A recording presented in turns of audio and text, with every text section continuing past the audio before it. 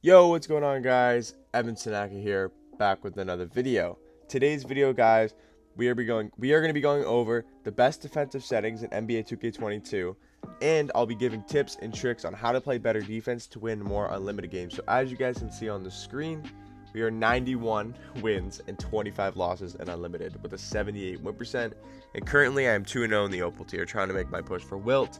Again, I don't know if I'm gonna be able to get Wilt. Skill-based matchmaking is very hard. I will say for my record, I do have 4 disconnects, like 4 error codes.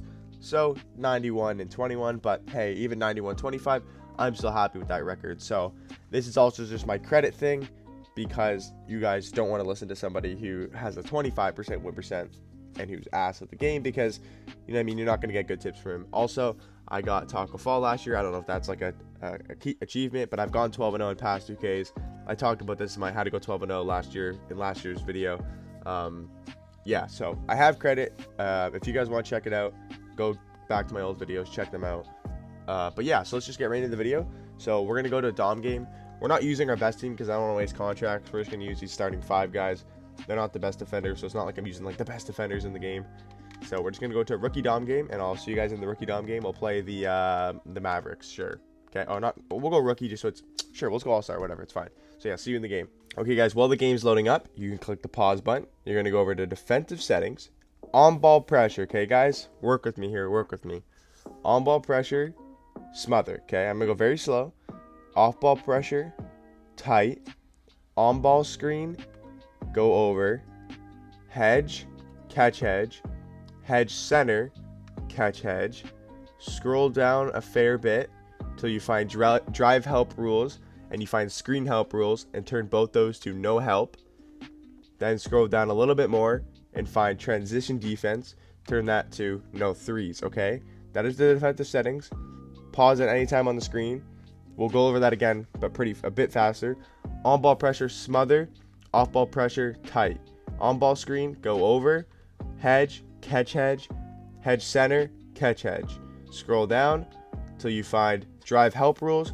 That becomes no help. Screen help rules becomes no help. Scroll down to the bottom. Transition defense, no threes. Okay, that is the defensive settings. There's other stuff you have to do, so keep paying attention. There's other stuff that's very, very crucial, even more important than this, to be honest. So now, I'll give you guys tips for matchups. Again, I mean, this might actually work because Luka's their best player, right? So if their point guard is really good, so like a Steve Nash, a Kyrie Irving, a Chris Paul, like a Fred VanVleet, a Ron Boone, right? Like a good point guard, right? Like their best point, like a good point guard. What you're gonna do is you're gonna take your best defender and you're gonna slap him on him. Best defender that can guard the perimeter. So if you have Kawhi Leonard, you put Kawhi Leonard on that point guard. If you have Glenn Robinson, you put Glenn Robinson on that point guard. Okay. So for my team, we'd probably just keep James Lyleson because he's a really good defender. But let's just say Tim Hardaway Jr. is my best defender, right? So he's going to guard point guard. Now, Tim Hardaway Jr. is going to get guarded by James Silas because let's say he's my worst defender, right? So you put your worst defender on the shooting guard, and then on the small forward, depending on who the small forward is, now I'm going to put Duncan Robinson, and he's just going to match up with the small forward normally, and then the other matchups are good. So I just changed Luka Doncic to Tim Hardaway Jr. because let's say my James Silas, let's say this is Kyrie Irving, right? You don't want Kyrie Irving guarding Luka, so you put Tim Hardaway Jr. on him, and then you put Kyrie on Tim Hardaway Jr., okay? That's funny because it's the same person, but okay, yeah. So yeah, guys, that's it for that. Now the next, and I think the most important setting, is turning off this adaptive coach engine to off. Coming down to here, you see help defense, guys. Help defense down to 0. Okay, that's probably the most important setting. Probably the most important setting, to be honest. Okay. So guys, this will help corners drop. If you follow every step I just did, your corners will probably not drop 8 out of 10 times your corners will not drop. I saw a Splash video saying that his corners dropped 1 out of 10 times. So it works pretty effectively if you use these settings. I'll give offensive tips in another video. But yeah, so that's it for defensive settings. That's how to prevent your corners to drop. Now let's get on to how to play better defense. Give some tips on rotating, off-balling, and all that kind of stuff. So we're going to let him win tip because who cares? Again, I'm saying him, but it's domination. So Tim Hardaway Jr. So guys, I recommend off-balling. I know it's cheesy. You're gonna sit on their center, right? Even if you can shoot, you sit on their center. That's all you got to do. I mean, I know it would be better if I showed you in an unlimited game, but that's all you do. You sit on center, and then here you're just gonna hedge it, and then you're gonna rotate back. Hey guys. So if you watch how I guard the screen there, let me show you how I guard the screen. So you're going to play back, and then you pop back out. Good defense, okay? I'm just going to skip back to the next defensive possession, so I'll see you guys at the defensive possession. Okay, guys, so I think a screen's coming. So, right, I'm going to go like this. We are going to pop out for the shot, and then we're going to roll back, and he's a pop. Okay, so now we're there. We're there at the pop. And he got the foul call, but, you know, whatever. So maybe we'll do instant replay. Hey, yeah, sure, we'll do instant replay. I probably should have done that the first time. I didn't play the best defense there because he also did a pop. Look at Boucher's face. But, okay, let me try to get you guys a good instant replay here. Okay, so let me go from this. Which angle's better? Maybe like a... Yeah, maybe this angle. Maybe this angle. Let's go this. Let me just go from back angle, okay, guys?